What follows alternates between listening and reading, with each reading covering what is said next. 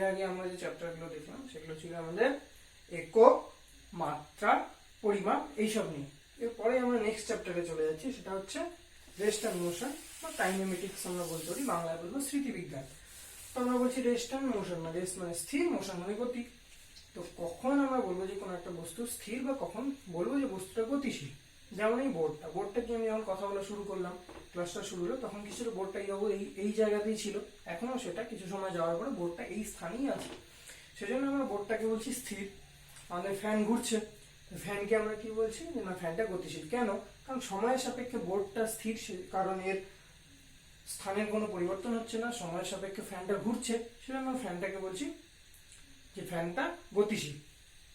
আচ্ছা, তো এবার আমরা কোন অবস্থার সাপেক্ষে বলছি যে এটা স্থির বা ফ্যানটা গতিশীল?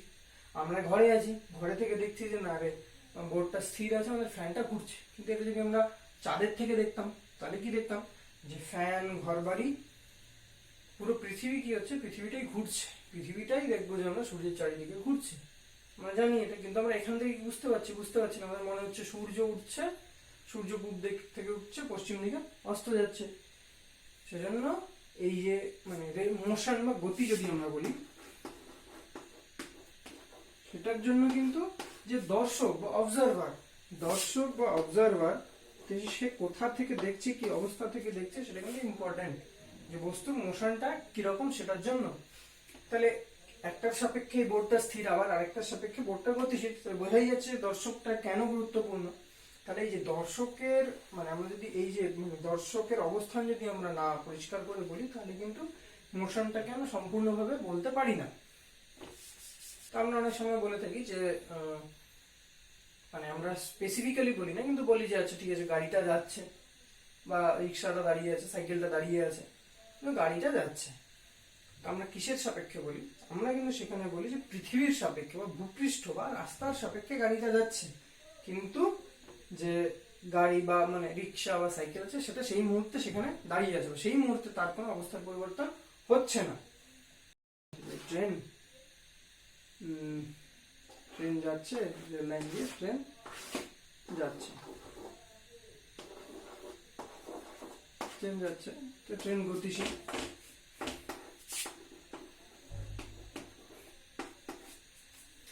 এখানে কি হলো? এখানে একজন ডাকাত উঠলো, ডাকাত ওঠার পর সে তার বন্দুক বের করে বলছে, বাকি প্যাসেঞ্জাররা ছিল, বাকি প্যাসেঞ্জারদের বলছে যে ডোন্ট মুভ, মানে নড়বে না। সে এবার কি করবে? সে ডাকাতি করবে। কিন্তু আমরা বাইরে আছি, আমরা দেখছি ট্রেনটা যাচ্ছে, ডাকাত ওদেরকে বললো ডোন্ট মুভ, তারা নড়ছে না। কার সাপেক্ষে নড়ছে না? ডাকাত ট্রেনের মধ্যে আছে, তার নিজের সাপেক্ষে নড়ছে না, ট্রেনের যে কামরা সেই সাপেক্ষে নড়ছে না। কিন্তু আমরা বাইরে থেকে দেখছি কি না, লোকগুলো নড়ছে, সে ট্রেন, সে ডাকাত, সবাই নড়ছে। তাহলে এখানে আমাদের যে মানে মোশনের জন্য যে দর্শকের যে অবস্থান, দর্শকের যে ভূমিকা, সে ট্রেনের ভেতরে আছে না বাইরে আছে, সে পৃথিবীতে আছে না চাঁদে আছে, সেটা কিন্তু খুব গুরুত্বপূর্ণ। আচ্ছা, তো এখানে আমরা বল বিজ্ঞান বা মেকানিক্স এর ভাগগুলো দেখে নিই। যে মেকানিক্স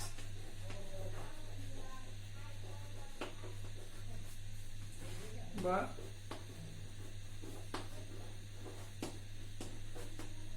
বল বিজ্ঞান, তার কটা শাখা?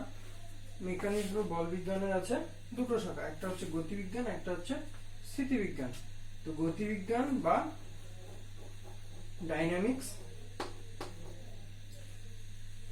আর স্থিতিবিজ্ঞান বা স্ট্যাটিক্স। তাহলে মেকানিক্স বা বল বিজ্ঞানের দুটো শাখা, একটা হচ্ছে ডাইনামিক্স, একটা হচ্ছে স্ট্যাটিক্স। আবার গতিবিজ্ঞান বা ডাইনামিক্স এর আবার দুটো ভাগ আছে, সেটা হচ্ছে একটা হচ্ছে যেটা নিয়ে আমরা আলোচনা করছি, সেটা হচ্ছে কাইনেমেটিক্স বা স্মৃতিবিজ্ঞান, আর একটা হচ্ছে কাইনেটিক্স বা চলবিজ্ঞান। আমরা এখানে যে আলোচনা করবো কাইনেমেটিক্স নিয়ে। কাইনেমেটিক্স বা স্মৃতিবিজ্ঞান, বাংলায় বলে স্মৃতিবিজ্ঞান। তো এখানে আমরা কি নিয়ে আলোচনা করব? এই যে পার্টটা আছে আমাদের বল বিজ্ঞান ও মেকানিক্স গেল, তার মধ্যে ডাইনামিক্স বা গতিবিজ্ঞান মানে গতিশীল বস্তু নিয়ে আমরা বা গতি নিয়ে আলোচনা করি। স্ট্যাটিক্স হচ্ছে স্থিতিবিজ্ঞান, যে বস্তুর স্থিরাবস্থা বস্তুর স্টেবিলিটি, মানে সেখানে স্থির অবস্থায় কি করে সে স্টেবল আছে জিনিসটা, সেগুলো নিয়ে। আর তারপর আমরা গতিবিজ্ঞানের আরেকটা শাখা আসবো কাইনেমেটিক্স বা স্মৃতিবিজ্ঞান। এখানে আমরা কি নিয়ে আলোচনা করবো, এখানে আমরা যে বস্তুটার গতিটা কিরূপ, বস্তুটার গতিটা কিরকম হচ্ছে, গতিপথটা কিরকম হচ্ছে, সেগুলো নিয়ে আলোচনা করবো। আর কাইনেটিক্স যে পার্টটা আছে সেখানে আমরা গতির যে বিভিন্ন কারণ আছে, গতির পেছনে যে বিভিন্ন কারণ, তার মানে বস্তুর উপর মানে বস্তুর ভর এবং বস্তুর উপর প্রযুক্ত বলের যে প্রভাব, যে আমি এই যে ধরে নিলাম যে মানে ক্রিকেট বল বা ফুটবল আমি যাই বলি নাকি, সেটাকে আমি সেই বলটা দেখা গেলো যে এখান দিয়ে এই পথে সে যাচ্ছে, এই পথে সে যাচ্ছে। এটা হচ্ছে গিয়ে আমাদের স্মৃতিবিজ্ঞান, যে বলটা কি পথে কিভাবে যাচ্ছে, তার গতিটা কিরূপ। এবার এই বলটা কেন এই পথে যাচ্ছে, আমি এখানে একটা বলটাকে লাথি দিয়েছিলাম, একটা বল দিয়েছিলাম বা ফোর্স, বলটা ভর আছে, সেই কিছুটা ত্বরণ হলো, মানে বেগ বৃদ্ধি হলো, ত্বরণ পেলো, তার উপর অভিকর্ষজ বল নিচের দিকে ক্রিয়া করছে। এই দুটো বলের লব্ধির জন্য আলটিমেটলি বলটা গিয়ে এভাবে যাচ্ছে। বলটার গতিপথ, মানে বলটার গতিপথটা যেটা হচ্ছে সেটা হচ্ছে কাইনেমেটিক্স এর পার্ট। আর গতিপথটা কেন এরকম হলো, কি কি বলের প্রভাবে হলো, কিভাবে হলো, সেটা হচ্ছে কাইনেটিক্স এর পার্ট। এখানে আমরা আলোচনা করবো যে গতিপথ বা গতিটা কিরূপ সেটা নিয়ে। এখানে আমি শুরুতেই বলেছিলাম যে রেস্ট আর একটা হচ্ছে মোশন। রেস্ট আর মোশন কি, রেস্ট হচ্ছে কোনো বস্তু যদি সময় সাপেক্ষে স্থান পরিবর্তন না করে সেটা হচ্ছে রেস্ট, আর যদি সময় সাপেক্ষে স্থান পরিবর্তন করে সেটা হচ্ছে মোশন। তাহলে এবার আমরা বলছি কাকে বলবো, চরম স্থিতি। আচ্ছা, আমরা এখানে দেখছি যে বই, খাতা, ব্ল্যাকবোর্ড, ঘর, দেওয়াল, গাছপালা সব কি হয়েছে, সবকে আমরা বলছি স্থির বলছি। আবার যখন আমরা বললাম যে একটু এই চাঁদের থেকে যখন দেখছি আমরা, তখন কি দেখছি এই সবকিছুর কোনোটাই কিন্তু স্থির না, সবকিছুই গতিশীল, পৃথিবীর সাথে সাথে সূর্যের চারিদিকে গতিশীল। এবার সূর্য নিজেও স্থির নয়, যে মিল্কি ওয়ে গ্যালাক্সি বা আকাশগঙ্গা ছায়াপথ আছে, সেখানে সূর্যও অন্যান্য নক্ষত্রের সাপেক্ষে সূর্যের গতি আছে। তাহলে আলটিমেটলি আমরা ওরকম কোনো স্থির বস্তু পাচ্ছি না। তাহলে আমরা স্থির কাকে পাচ্ছি, যে আমরা যে জায়গার থেকে বা যেখানে দাঁড়িয়ে জিনিসটাকে দেখছি, মানে অন্য জিনিসকে আমরা সেই যেখানে দাঁড়িয়ে দেখছি তাকে শুধু আমরা স্থির দেখছি। আমরা যদি ট্রেনের ভিতরে দাঁড়িয়ে দেখি আমরা ট্রেনকে স্থির দেখবো, ট্রেনের বাদ বাকি কামরা, ব্যাগ, সুটকেস যা আছে সবকিছুকে স্থির দেখবো, লোকগুলো দেখবো নিজের নিজের জায়গায় বসে আছে। কিন্তু যদি বাইরে থেকে দেখি কি দেখবো, ট্রেন সমেত লোকগুলো সব যাচ্ছে। আবার যদি আমরা চাঁদের থেকে দেখি, তো আমরা যে জায়গা থেকে মানে পৃথিবীতে দাঁড়িয়ে যে আমরা ট্রেনটাকে দেখছিলাম, দেখবো যেন পৃথিবীটাও ঘুরছে, পৃথিবী থেকে যে দাঁড়িয়ে দেখবো চাঁদ ঘুরছে। তো আমরা যে জায়গায় দাঁড়িয়ে আছি সেটাকে শুধুমাত্র আমরা স্থির দেখবো বা দেখি, বাকি মানে সেখান থেকে আমরা বাকিগুলোর মানে গতি বা স্থিতিটা আমরা বিচার করি। তো সেজন্য আলটিমেটলি আমরা কি দেখলাম, মানে চরম স্থির বস্তু বলে আমরা কিছু পেলাম না, সবই আপেক্ষিক, যে এই বস্তুর সাপেক্ষে এটা স্থির বা এই বস্তুর সাপেক্ষে এটা গতিশীল। আচ্ছা, এবার হচ্ছে কি চরম গতি বা অ্যাবসলিউট মোশন। আমি ট্রেনের মধ্যে বসে আছি, আমি দেখছি ফেরিওয়ালাটা যাচ্ছে, আমার সাপেক্ষে ফেরিওয়ালাটার এক রকমের গতি আছে, সেই ট্রেনের মাঝখান দিয়ে হেঁটে যাচ্ছে।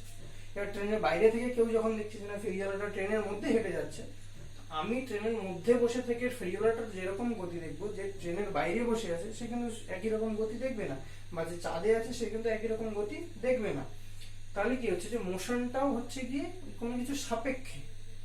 তাহলে অ্যাবসলিউট মোশন আমরা তাকেই বলবো যদি আমরা পৃথিবীতে এরকম অ্যাবসলিউট মহাবিশ্বে বা কোথাও আমরা অ্যাবসলিউট রেস্ট অবস্থায় কোনো বস্তুকে পাই, তাহলে এর সাপেক্ষে আমরা যে কোনো মানে বস্তুর যে মোশনটা হবে সেটাকে আমরা বলবো অ্যাবসলিউট মোশন। আচ্ছা, এরপর কি আছে, এরপর আছে আমাদের যে অ্যাবসলিউট রেস্টের কথা যেটা বললাম, আমরা যে অ্যাবসলিউট রেস্টে যদি কোনো একটা বস্তুকে আমরা খুঁজে পাই, যদি পাই, তাহলে তার সাপেক্ষে বাকিগুলোর যে মোশন সেটাকে আমরা বলবো অ্যাবসলিউট মোশন। এখনো তো পাইনি, এখন আমরা কি করি, বিভিন্ন বিভিন্ন জিনিসকে আমরা অ্যাজ এ রেফারেন্স নিই। কখনো পৃথিবীকে নিচ্ছি, কখনো চাঁদকে নিচ্ছি, কখনো ট্রেন গাড়িকে নিচ্ছি, তাই না? তো আমরা এখানে দেখবো যে ফ্রেম অফ রেফারেন্স বা reference frame, frame of reference, এটাকে বাংলায় আমরা কি বলবো, বাংলায় বলবো এটাকে আমরা নির্দেশ তন্ত্র। বাংলায় বলবো নির্দেশ তন্ত্র, যে কিসের সাপেক্ষে আমরা সেটা মানে কোনো বস্তুর স্থিতি বা গতি আমরা বিচার করছি, কোনো একটা বস্তুর অবস্থান বের করার জন্য আমাদেরকে কি করতে হয়, একটা ওই কিছু সাপেক্ষে আমরা বের করি। এবার যেটার সাপেক্ষে আমরা বের করি, যেটা রেসপেক্টে আমরা বের করি, সেটাকেই আমরা বলি নির্দেশতন্ত্র। যেমন আমি এটা বলছি স্থির বোর্ডটা, সেটা কার সাপেক্ষে, ঘরটার সাপেক্ষে, সেজন্য এটা স্থির। ঘরটার অবস্থান আমি পৃথিবীর সাপেক্ষে বলছি, ঘরটা স্থির। যার সাপেক্ষে আমরা বলছি সেটা হচ্ছে নির্দেশতন্ত্র বা ফ্রেম অফ রেফারেন্স। যে কোনো একটা বস্তুর অবস্থান বোঝাতে আমাকে যার সাহায্য নিতে হবে, যার সাপেক্ষে আমি তার অবস্থানটা বোঝাই, সেটা হচ্ছে ফ্রেম অফ রেফারেন্স বা নির্দেশতন্ত্র। যে এবার যেমন আমি যদি মানে চাঁদে দাঁড়িয়ে আমি পৃথিবীর গতি দেখি, তাহলে আমার কাছে নির্দেশতন্ত্রটা এই মুহূর্তে চাঁদ। আমি গতি দেখছি পৃথিবীর, কিন্তু আমার নির্দেশতন্ত্র হচ্ছে আমার চাঁদ। আচ্ছা, এবার এই যে ফ্রেম অফ রেফারেন্স আছে, তো আমরা কি করি, ফ্রেম অফ রেফারেন্সটা নিজেদের সুবিধা মতো বেছে নিই। যে এবার আমি ধরে নিলাম যে আমি বোর্ডটার গতি মানে বোর্ডটার গতি বা স্থিতি বিচার করব। এবার আমার হাতে একটা হাত ঘড়ি আছে ধরে নিচ্ছি। তো হাত ঘড়ির যে সেকেন্ডের কাঁটাটা যে ঘুরছে টিক টিক টিক করে, আমি সেটার সাপেক্ষে নিশ্চয়ই এটা বের করবো না, কারণ ওটাকে যদি আমি স্থির ধরে নিই, মানে যার সাপেক্ষে আমি বের করবো তাকে তো স্থির ধরে নিয়ে করবো। তো তার সাপেক্ষে যদি আমি এটার গতি বের করি, তাহলে সেটা অনেকটা জটিল হবে। আমার পক্ষে সহজ রেফারেন্স, ফ্রেম অফ রেফারেন্স বা নির্দেশতন্ত্র নেওয়া হলো এই ঘরটা বা পৃথিবীটা। এবার যখন আমি ট্রেনের মধ্যেকার আমার একটা সুটকেস আছে, যে আপার বাঙ্কে আপার বার্থে আমার একটা সুটকেস রাখা আছে ট্রেনের মধ্যে। তো আপার বার্থে যে আমার সুটকেসটা রাখা আছে, সেটার জন্য আমি রেফারেন্স অ্যাজ এ রেফারেন্স মানে ফ্রেম অফ রেফারেন্স বা নির্দেশতন্ত্র হিসেবে কাকে নেবো, সেই যে ট্রেনের যে বগিটা আছে সেটাকে আমি ওই মুহূর্তে ফ্রেম অফ রেফারেন্স নিতে পারি। আমি পৃথিবীকেও নিতে পারি, কিন্তু সেটা তুলনামূলক জটিল হয়ে যাবে, কারণ পৃথিবীর সাপেক্ষে, পৃথিবীতে ট্রেন যাচ্ছে, প্রথমে পৃথিবীর সাপেক্ষে ট্রেনের গতি বের করতে হবে, ট্রেনের সাপেক্ষে সেই সুটকেসের অবস্থান বের করতে হবে। ব্যাপারটা জটিল হবে, ভুল নয়, জটিল হবে। সেই জন্য আমরা আমাদের যখন ফ্রেম অফ রেফারেন্স নেবো, সেটা আমরা কি নেবো, নিজেদের সুবিধা মতো ফ্রেম অফ রেফারেন্সটা নেবো। আচ্ছা, এখানে একটা কথা বলে দিই যে আলটিমেট রেস্ট বা আলটিমেট মোশন যদি আমরা বলি, সেটা কিন্তু কোনো বস্তুরই নেই। সবকিছু কিন্তু আপেক্ষিক বা রিলেটিভ, যে আমি কোনো কিছু সাপেক্ষে স্থির বা কোনো কিছু সাপেক্ষে গতিশীল। আচ্ছা, এবার হচ্ছে কি যে ফ্রেম অফ রেফারেন্স বললাম, ফ্রেম অফ রেফারেন্স সেটা কয়েক প্রকার। তো ফ্রেম অফ রেফারেন্স প্রথমে আমরা দেখে নেব কার্টেসিয়ান পদ্ধতি বলে একটা পদ্ধতি আছে। এটা হচ্ছে ফরাসি একজন গণিতজ্ঞ, ওনার নাম ছিল ডেকার্টস থেকে এই কার্টেসিয়ান পদ্ধতিটা এসছে। তো আমরা এই পদ্ধতিটা আগের থেকেই কম বেশি জানি, যে আমরা যে গ্রাফ করি, গ্রাফে আমরা দেখি যে আগের ক্লাসে, যে আমরা যদি ওয়ান ডাইমেনশনাল বলি তাহলে কি হবে, কার্টেসিয়ান পদ্ধতি আমাদের ওয়ান ডাইমেনশনাল, টু ডাইমেনশনাল, আমরা থ্রি ডাইমেনশনালও করতে পারি। তো প্রথমে আমরা ওয়ান ডাইমেনশনালটা দেখছি। ওয়ান ডাইমেনশনাল কার্টেসিয়ান পদ্ধতির জন্য আমাদের কি করতে হবে, প্রথমে একটা অরিজিন নিতে হবে, একটা অ্যাক্সিস নিতে হবে। অরিজিনটা ধরলাম ও, অ্যাক্সিসটা ধরলাম x Axis, negative x Axis. এখানে আমাদের কি আছে, এখানে আমরা ধরলাম এই স্ট্রেট লাইনের উপর এখানে একটা বিন্দু আছে পি। আমি যদি এখানে শুধুমাত্র ও থেকে পি বিন্দুর যে ডিস্টেন্সটা ধরে নিচ্ছি এক্স, এই ডিস্টেন্সটা এক্স। তো আমি যদি ও বিন্দু থেকে পি বিন্দুর ডিস্টেন্সটা শুধু বলে দিই, তাহলে আমি বুঝতে পারবো যে আমার সেই যে আমি পয়েন্টের কথা বলছি, যে এক্সাক্ট তার লোকেশনটা কোথায়, তার লোকেশনটা অরিজিন থেকে এক্স ডিস্টেন্সে হবে। আবার যদি মাইনাস এক্স, মাইনাস এইদিকে হতো না, মাইনাস দিয়ে ডিনোট করতাম, যে মাইনাস ধরে নিচ্ছি এটা মাইনাস এক্স ড্যাশ, তাহলে এই ডিস্টেন্সটা হচ্ছে মাইনাস এক্স ড্যাশ। তাহলে আমি তখন এই পার্টটুকুকে ডিনোট করতাম, আমি মাইনাস এক্স ড্যাশ বলি, এটা বুঝতে পারতাম। এবার মনে রাখতে হবে যে ওয়ান ডাইমেনশন কিন্তু সবসময় একটা স্ট্রেট লাইনের উপর হবে, এরপর কি আছে, এরপর আছে আমাদের টু ডাইমেনশনাল। যদি টু ডাইমেনশনাল হয়, তার জন্য কি দরকার, টু ডাইমেনশনাল সবসময় একটা প্লেনের জন্য হয় বা সমতল। টু ডাইমেনশনাল কার্টেসিয়ান মেথড, একটা সমতল ধরে নিচ্ছি বোর্ডটা, তার জন্য এখানে কি হবে, আমার এখানে এখানেও সেম একটা অরিজিন থাকবে, ও একটা এক্স অ্যাক্সিস থাকবে, একটা ওয়াই অ্যাক্সিস থাকবে। ধরে নিচ্ছি যে কোনো একটা পয়েন্ট, এই যে কোনোখানে হতে পারতো, আমরা এই কোয়াড্রেন্টটা নিচ্ছি যে একটা পয়েন্ট, সেটা হচ্ছে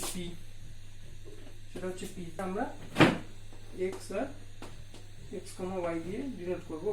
তাহলে কি, যে এই এক্স অ্যাক্সিস বরাবর সেটা হচ্ছে গিয়ে এক্স ডিস্টেন্স, আর ওয়াই অ্যাক্সিস বরাবর এটা হচ্ছে এই পার্টটা হচ্ছে ওয়াই ডিস্টেন্স। অরিজিন থেকে যদি পি বিন্দুটার দূরত্ব যদি আর হয়, তাহলে আমরা এটা আগেও বের অতিভুজ স্কোয়ার সমান সমান, যদি আমরা এই অ্যাঙ্গেলের সাপেক্ষে নিই তাহলে লম্ব স্কোয়ার প্লাস ভূমি স্কোয়ার, তাহলে এটা হচ্ছে y square plus x square বা x square plus Y square, যাই লিখি না কেন এই দাঁড়ালো।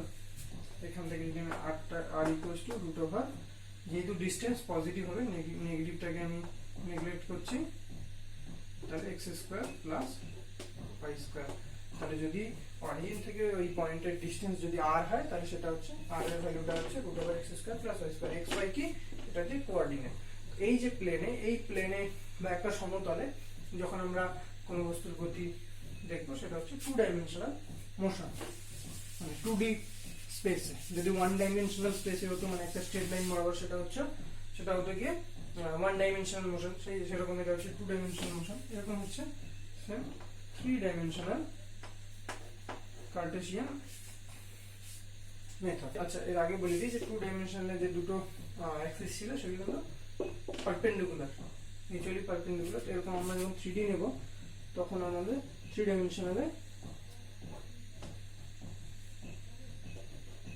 তিনটে অ্যাক্সিস দরকার হয়, এক্স ওয়াই, আর আমরা জেড দিয়ে ডিনোট করি। X Y Z. আগের মতো এখানে কোনো একটা পয়েন্ট আছে, এটা কিন্তু 3 ডাইমেনশনাল স্পেস। পয়েন্টটা আমাদের এখানেও থাকতে পারে, মানে আমি যদি ঘরের এই যে কোণাগুলো আছে, ঘরের কোণাগুলোকে যদি আমি এক্স ওয়াই জেড নিই, যে এটা হচ্ছে এক্স, এটা হচ্ছে ওয়াই, আর যেটা সরাসরি উপরে আছে সেটা হচ্ছে জেড, তার পয়েন্টটা এটাও হতে পারে। তো আমি এটা হচ্ছে অরিজিন ও, তার সাপেক্ষে আমার যে পয়েন্টটা আছে, চকের যে টিপটা, সেটার আমি যে লোকেশনটা হবে সেটা আমি বের করবো। সেখানে হচ্ছে একটা পয়েন্ট আমার। তো এখানে প্রথমত তো এই ডিস্টেন্সটা হচ্ছে, আর যে আমার ওই ইয়ের থেকে পি যে পয়েন্টটা, তার ডিস্টেন্স হচ্ছে আর। পি যে পয়েন্টটা আছে সেটা, এটা ধরে নিচ্ছি যে এইখানে পড়বে, কারণ বিন্দুটাতে এই ওয়াই জেড তলে নেই, বিন্দুটা আমাদের 3D স্পেসে আছে। তো এটাকে যদি আমি, নিচে যদি কি বলবো, লম্ব পাদবিন্দু বলে একটা কথা আছে, লম্ব পাদবিন্দু যে নেই, মানে বিন্দু এটা যদি আমি সরাসরি লম্ব নেই, সেটা নিচের তলটাকে কোথায় ছেদ করবে। এটা যেহেতু এখানে আছে এই স্পেসের, সেহেতু এটা নিচের তলে স্পেস করবে, এই লাইনে তো মিট করবে না। এটা ধরে নিচ্ছি আমার এখানে মিট করছে, এইখানে। এটা আমি পি ড্যাশ যদি বলি, তাহলে এটা হচ্ছে ওয়াই, আর এই যে এটা আছে সেটা হচ্ছে এক্স। জিনিসটা আরেকবার বোঝো, এই পি বিন্দুটা 3D স্পেস, এটাকে আমি ঘরের কোণা ধরে নিচ্ছি। এই পি বিন্দুটা এখানে আছে, তার যে লম্ব পাদবিন্দু আছে, এটা এই হাইটটা যেটা আছে সেটা হচ্ছে আমার জেড, কারণ এটা প্লেন থেকে কতটা হাইটে আছে, মানে নিচের যে এই যে এক্স ওয়াই সারফেসটা আছে, এক্স ওয়াই প্লেনটা, সেটা থেকে কতটা হাইটে আছে এই পয়েন্টটা, সেটা হচ্ছে গিয়ে জেড। এবার এখান থেকে, মানে এই পয়েন্টটা যেটা আছে, সেটা অরিজিনালি এক্স অ্যাক্সিস থেকে কতটা ডিস্টেন্স আছে, এক্স অ্যাক্সিস থেকে, এই যে এক্স অ্যাক্সিস থেকে সেটা কতটা ডিস্টেন্স আছে, সেটা হচ্ছে ওয়াই। সেটা তো আমি এখানে ডাইরেক্টলি পাবো না, সেটা মানে এটাকে যদি আমি নিচে এখান থেকে যদি ছেড়ে দিই, তাহলে যেখানে গিয়ে পড়বে, তাহলে সেইটা হচ্ছে গিয়ে আমার, মানে এটা লম্ব পাদবিন্দু, তাহলে সেই ডিস্টেন্সটা হচ্ছে ওয়াই। আবার সেম এই পয়েন্ট থেকে আমাদের যে ওয়াই অ্যাক্সিসের যে ডিস্টেন্সটা হবে, লম্ব দূরত্ব, সেটা হচ্ছে এক্স। তাহলে এখানে যে আর যে ডিস্টেন্সটা আছে, আরটা হলো আর ইকুয়ালস টু, আগের মতো করেই আসবে, root over X square plus Y square plus Z square. আচ্ছা, এবার এরকমই আগের যেগুলো ছিল 1 ডাইমেনশনাল মোশন, 2 ডাইমেনশনাল মোশন, এখানে যদি আমরা এই 3 ডাইমেনশনাল স্পেসে এই যে বস্তুটা যাচ্ছে এভাবে চকটা, তাহলে 3 ডাইমেনশনাল মোশন। পোলার ফর্মা রেফারেন্স, এটা একটা প্লেনের জন্য, একটা সমতলের জন্য। এটাতে কি হয়, এখানে একটা পোল থাকে, ও একটা অ্যাক্সিস থাকে এক্স, এটা র্যান্ডমলি একটা পয়েন্ট আছে পি। সেটা যদি পোল থেকে ডিস্টেন্স হয় আর, পোল থেকে ডিস্টেন্স আর, আর এই অ্যাঙ্গেলটা যদি থিটা হয়, তাহলে এর যে আমরা কোঅর্ডিনেটটাকে যেটা দিয়ে আমরা রিপ্রেজেন্ট করব, সেটা হচ্ছে আর, কার্টেসিয়ান মেথডে 2D তে যদি এটা যদি আমাদের অরিজিন হতো, তাহলে কি হতো, এখানে এক্স অ্যাক্সিস গেছে, এদিকে ওয়াই অ্যাক্সিস থাকতো, আর ধরে নিচ্ছি যে এটার যে কার্টেসিয়ান মেথডে যে এটার যে কোঅর্ডিনেট, সেটা ছিল এক্স, ওয়াই।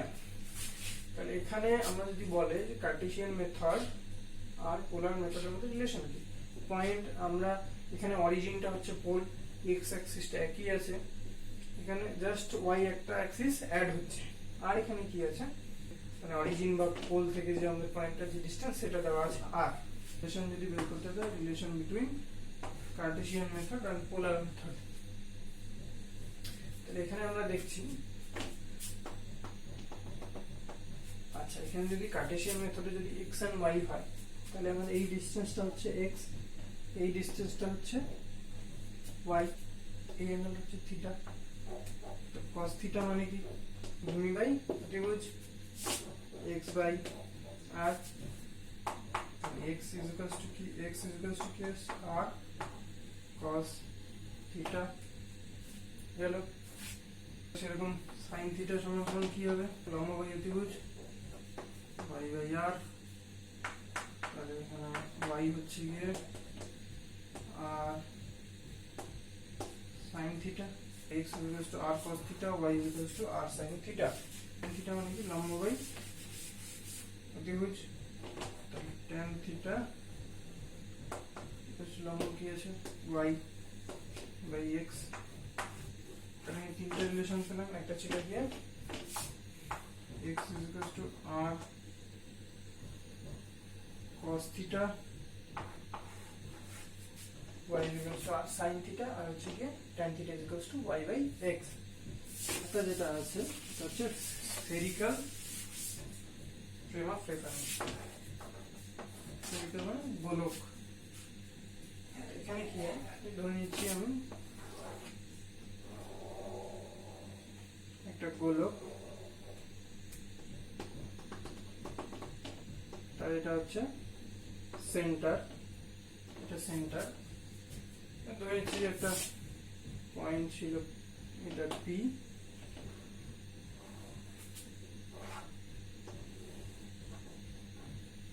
স্ফেরিক্যাল যে ফ্রেম অফ রেফারেন্স ফ্রেমটা সেটা কিন্তু একটা 3 ডাইমেনশনাল স্পেসের জন্য। আগে যেমন পোলারটা ছিল একটা 2 ডাইমেনশন বা একটা প্লেনের জন্য, এটা কিন্তু 3 ডাইমেনশনাল।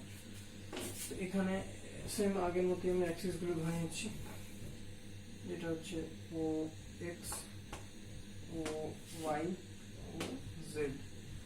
একটা পয়েন্ট ছিল পি, সেই পয়েন্টের সেন্টার থেকে ডিসটেন্স হচ্ছে আর, আর এই যে জেড অ্যাক্সিসের সঙ্গে যে অ্যাঙ্গেলটা হচ্ছে সেটা হচ্ছে জেড অ্যাক্সিসের সঙ্গে যে অ্যাঙ্গেলটা হচ্ছে সেটা হচ্ছে থিটা। এবার আমি যদি দেখি যে এই পি বিন্দুর আগে যেটা বললাম যে লম্ব বাধা বিন্দু, এটা কিন্তু এই প্লেনে নেই, পি বিন্দুটা আছে এই যে এইভাবে, এরকম নয়, পি বিন্দুটা আছে এটা গোলক, এই পুরোটাকে একটা গোলক ভাবো, পি বিন্দুটা হচ্ছে এটা, এটা হচ্ছে আমাদের পি বিন্দু। তাহলে পি বিন্দু যে লম্ব বাধা বিন্দু সেটা হবে এখানে হবে, যদি আমরা এক্স ওয়াই তলে তার লম্ব বাধা বিন্দু এরকম আসবে, সেজন্য এটা এখান থেকে ধরে নিচ্ছি এই তলে এটা এখানে আসছে, এটা আমি পি ড্যাশ দিলাম।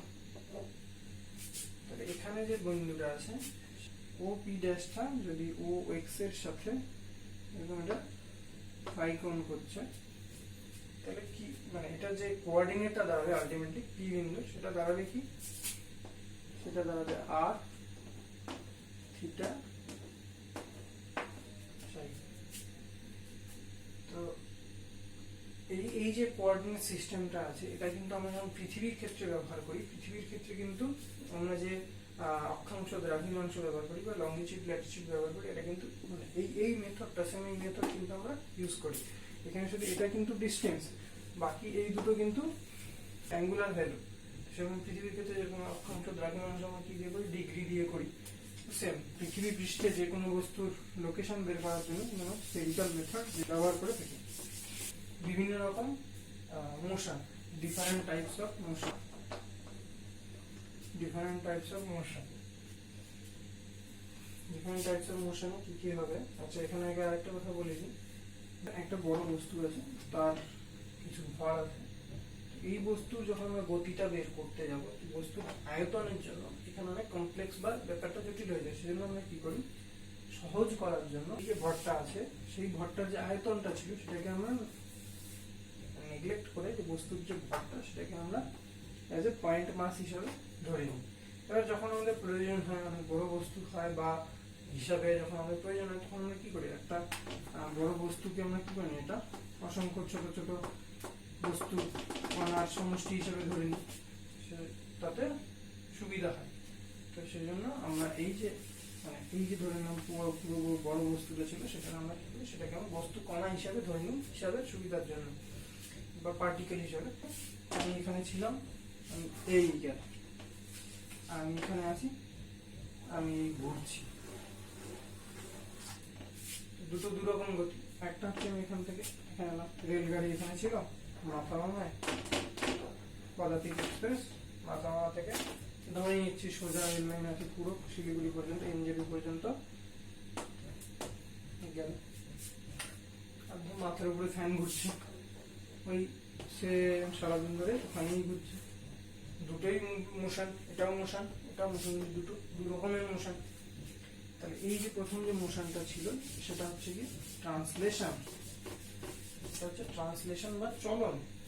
আর এই যে মোশনটা ছিল সেটা হচ্ছে রোটেশন বা ঘূর্ণন। তাহলে ট্রান্সলেশনের মধ্যে আমরা কি কি বৈশিষ্ট্য দেখবো? ট্রান্সলেশনের মধ্যে যে বৈশিষ্ট্যগুলো আছে, একটা বস্তু আছে, এই বস্তুটা কিছুক্ষণ পরে এখানে আসবে, কিছুক্ষণ পরে এখানে আসবে। এটাকে ট্রান্সলেশন আমি কখন বলবো? যখন এ বি সি তিনটে পয়েন্ট আছে বস্তুটার মধ্যে, ধরে নিচ্ছি যে কোনো তিনটে পয়েন্ট, এখানেও same A B C, A B C, A B C, A B C. ট্রান্সলেশনের একটা বৈশিষ্ট্য, প্রথম বৈশিষ্ট্য হলো যে প্রত্যেকটা কণা সমান দূরত্ব অতিক্রম করবে। এই ধরলাম এটা T1 টাইম ইন্টারভ্যালে বা সময় এখানে গেল, এটা T2 টাইম ইন্টারভ্যালে এখান থেকে এখানে গেল। B1 বি থেকে মানে বি পয়েন্টটা T1 টাইমে এখান থেকে নিয়ে আসলো, B2 টাইমে এখান থেকে সি এর ক্ষেত্রেও সেম। এবার আমরা দেখবো যে এই যে ডিসটেন্সটা আছে, প্রত্যেকটা কণা সেম ডিসটেন্স কভার করে। এই ডিসটেন্সটা সমান হবে। আবার এই ডিসটেন্সটা যদি সমান হয়, তাহলেই আমরা বলতে পারি যে এটা ট্রান্সলেশন মোশন হবে। আর আরেকটা পয়েন্ট হলো নেক্সট সেকেন্ড পয়েন্ট, সেটা হচ্ছে এই যে বস্তুর মধ্যে উপস্থিত যে কোনো বিন্দুর দুটোর কানেক্টিং যে স্ট্রেট লাইন, এখানে আমরা এ বি করছি, আমরা বি সি নিয়েও করতে পারি। এই যে এ বি, এই যে লাইনটা, এটা সবসময় যদি ট্রান্সলেশনাল মোশন হয়, ট্রান্সলেশনাল মোশন বা যদি চলন হয়, তাহলে কি এই যে লাইনগুলো আছে সেগুলো সবসময় প্যারালাল থাকবে বা সমান্তরাল থাকবে। এবার যদি এই বস্তুটা এরকম ঘুরে যেত, যে বস্তুটা এরকম হয়ে গেল, তাহলে এখানে ধরে নিচ্ছি এ, এখানে ধরে নিচ্ছি বি, তাহলে এই হতো। তাহলে কি এটা প্যারালাল আছে? তাহলে এটা ট্রান্সলেশন নয়। এবার অনেক সময় হয় যে বস্তু মানে একদম সরলরেখা বরাবর, খুব কম আমরা পাবো যে একদম সরলরেখা বরাবর যাবে, সেখানে শিলিগুড়ি যাবে, এইভাবে তখন আমরা কি হয়, আমরা মানে আমাদের ক্যালকুলেশনের সুবিধার জন্য আমরা কি করি, ছোট ছোট পার্ট করে নিই। ছোট ছোট যদি পার্ট করে নিই, তাহলে ওগুলোকে আমরা স্ট্রেট বলতে পারি। এই যে এইটুকু একটা ছোট পার্ট, এইটুকু একটা ছোট পার্ট, এখান থেকে এইটুকু একটা ছোট পার্ট, ছোট ছোট ছোট ছোট পার্টে ভাগ করে নিচ্ছি। ভাগ করে নিয়ে বলছি যে না, এই প্রত্যেকটা টাইম ইন্টারভ্যালে এগুলো হচ্ছে ট্রান্সলেশনাল মোশন। এটা অরিজিনালি একটা কার্ভ পাথ বা কার্ভ মোশন আমরা বলবো, বক্রপথ, কিন্তু আমরা এরকম ছোট ছোট ভাগ করে নিয়ে সেটাকে আমরা ট্রান্সলেশনাল মোশন বলতে পারি। একটা বস্তু এরকম একটা সার্কুলার পাথে ঘুরবে, বৃত্তাকার পথে ঘুরবে, সেটা হচ্ছে গিয়ে যে কোনো একটা বিন্দু বা কোনো একটা অক্ষের সাপেক্ষে এরকম ভাবে ঘুরবে। আমি যখন ফ্যান ঘুরছে, ফ্যান কি করছে, ফ্যানের ধরেছি তিনটে ব্লেড আছে ফ্যানের, কি করছে ফ্যানটা, এই যে এর যে এইভাবে যে লম্বভাবে যে বোর্ডের সাথে লম্বভাবে যে অ্যাক্সিসটা গেছে, সেই অ্যাক্সিস বরাবর ফ্যানটা ঘুরছে, তাই না? তাহলে এই অ্যাক্সিস বরাবর ঘুরছে। এবার যদি আমি একটা লাঠিম নিই, তাহলে কি হবে, এটা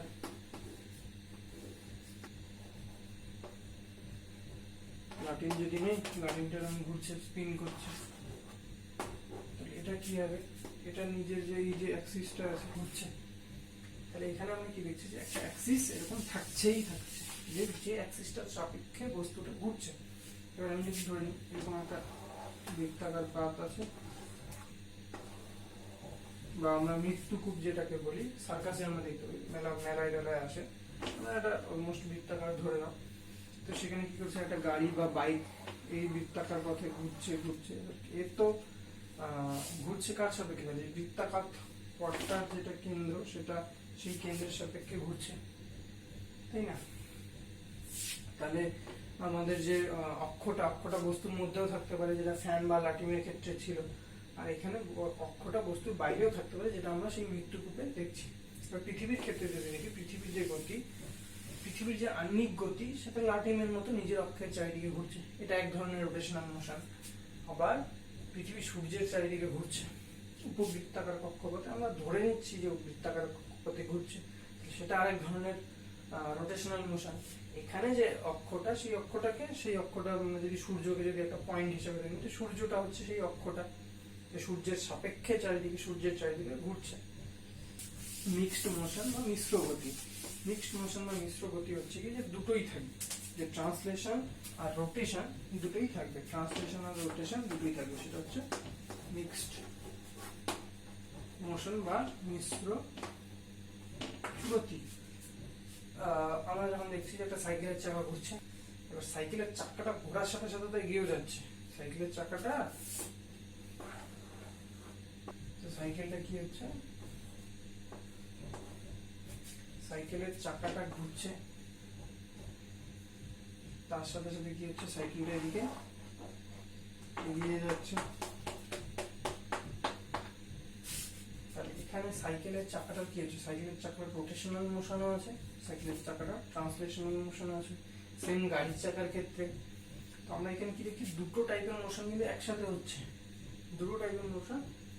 তাহলে এটাকে আমরা বলবো যে মিক্সড মোশন বা মিশ্র গতি। আচ্ছা, মিশ্র গতি শুধু এটার ক্ষেত্রেই না, যে পৃথিবীর যেটা গতিটা বললাম, পৃথিবী হচ্ছে সূর্যের চারিদিকে একটা বৃত্তাকার কক্ষপথে ঘুরছে, সান হচ্ছে আর্থ। তাহলে এখানে পৃথিবীর নিজের কক্ষপথের উপর আহ্নিক গতি হচ্ছে, দিন রাত হচ্ছে, আর পৃথিবীর বার্ষিক গতি হচ্ছে। এটা এক টাইপের রোটেশন, এটা আর এক টাইপের রোটেশন, এটা কিন্তু মিক্সড মোশন। ট্রান্সলেশন আর রোটেশনের মধ্যে পার্থক্য কি, যে চলন বা ট্রান্সলেশন আর রোটেশন বা ঘূর্ণন, এই দুটোর মধ্যে কি পার্থক্য? পার্থক্য আমরা একটা দেখছি, যে চলনটা হচ্ছে গিয়ে একটা স্ট্রেট লাইন বরাবর হচ্ছে, অলওয়েজ একটা স্ট্রেট লাইন বরাবর হবে। ঘূর্ণনটা কি হচ্ছে, ঘূর্ণনটা অলওয়েজ একটা সার্কুলার পাথে হচ্ছে, সেটা নিজের চারিদিকে ঘোরা, মানে নিজের অক্ষের চারিদিকে ঘোরা হতে পারে, বা কোনো একটা বিন্দুর সাপেক্ষে ঘোরা হতে পারে। তো এই একটা পয়েন্ট গেল। এখানে হচ্ছে কি, যে ডিরেকশনটা এটা চেঞ্জ হবে না, এর চিরকাল এইভাবেই যেতে থাকবে, সেটা হচ্ছে গিয়ে চলন। আর এটার ক্ষেত্রে কি, যে অ্যাক্সিসটা আছে, যে ঘূর্ণন অ্যাক্সিস আমরা যদি বলি, যে ঘূর্ণন অক্ষ বা অ্যাক্সিস অফ রোটেশন, সেটা কিন্তু আনচেঞ্জ থাকবে, সেটা চিরকাল স্থির থাকবে। যদি আমরা বলি যে চিরকাল ঘূর্ণন থাকবে বস্তুটা আমাদের, তাহলে আরেকটা হচ্ছে যে চলনের ক্ষেত্রে কি, আমরা চলনের যখন বৈশিষ্ট্যগুলো দিচ্ছিলাম, প্রত্যেকটা পয়েন্টে সেম ইকুয়াল ডিস্টেন্স মুভমেন্ট হয়, ইকুয়াল ডিস্টেন্স মুভমেন্ট করবে, যে এই আমাদের বস্তুটা ছিল, তাদের সেম ডিস্টেন্স মুভমেন্ট হবে। এখানে এ বি সি থাকবে, সেম ডিস্টেন্স মুভ করবে প্রত্যেকটা পার্টিকেল, ইচ পার্টিকেল, শুধু তিনটে না, সবগুলো। কিন্তু ঘূর্ণনের ক্ষেত্রে কি হবে, ঘূর্ণনের ক্ষেত্রে কিন্তু মানে ধরে নিচ্ছি যে এই একটা বস্তু ছিল আমাদের, এটা ধরে নিচ্ছি আমরা বস্তু, সেটা নিজের অক্ষের উপর ঘুরছে, এই যে এটা হচ্ছে অ্যাক্সিসটা, অক্ষের উপর ঘুরছে, এই ডিরেকশনে ঘুরছে, অ্যান্টি ক্লকওয়াইজ, ঘড়ির কাঁটার বিপরীত দিকে ঘুরছে। আর এখানে আমরা দেখব যে এখানে যে এই যে বিন্দুটা, এটা পুরোটাই বস্তুটা একটা প্লেট বা ডিস্ক ধরে নিচ্ছি, এখানে এই বস্তুটা ধরে নিচ্ছি, বস্তুটা তো এরকম করে, চাকতিটা তো এরকম করে ঘুরবে, তো এটা এখান থেকে এখানে আসলো,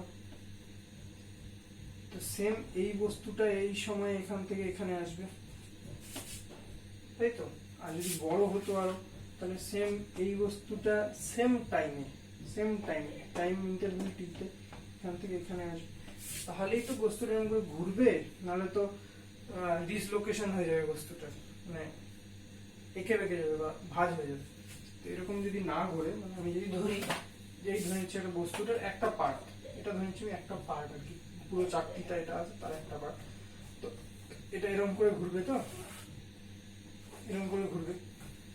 তাহলে এখানে এই যে পয়েন্টটা আছে বস্তুটার, এই একটা পয়েন্ট, এই একটা পয়েন্ট, তো এই পয়েন্টটা টাইম টি ইন্টারভেলে, এই যে আমি ধরেছি যে এইটুকু টি, সে কতটুকু পথ আসছে, সে আসছে এইটুকু পথ, যে দূরে ছিল সে এইটুকু, যে আরো দূরে ছিল সেইটুকু। তাহলে এখানে কি হচ্ছে, এখানে কিন্তু যত ডিস্টেন্স বাড়ছে বা অ্যাক্সিস অফ রোটেশনটা বাড়ছে, এখানে যে distance covered by the point এটা কিন্তু ইনক্রিজ করছে বা বাড়ছে। কিন্তু এখানে যে অ্যাঙ্গুলার ডিস্টেন্স, যদি আমরা কৌণিক দূরত্ব বলি, অ্যাঙ্গুলার ডিস্টেন্স কিন্তু সবার ক্ষেত্রে সেম, যে অ্যাঙ্গুলার ডিস্টেন্স এরও সেম, অ্যাঙ্গুলার ডিস্টেন্স এরও সেম, অ্যাঙ্গুলার ডিস্টেন্স এরও সেম, অ্যাঙ্গুলার ডিস্টেন্স বা ভেলোসিটি যেটাই বলে না কেন সেম।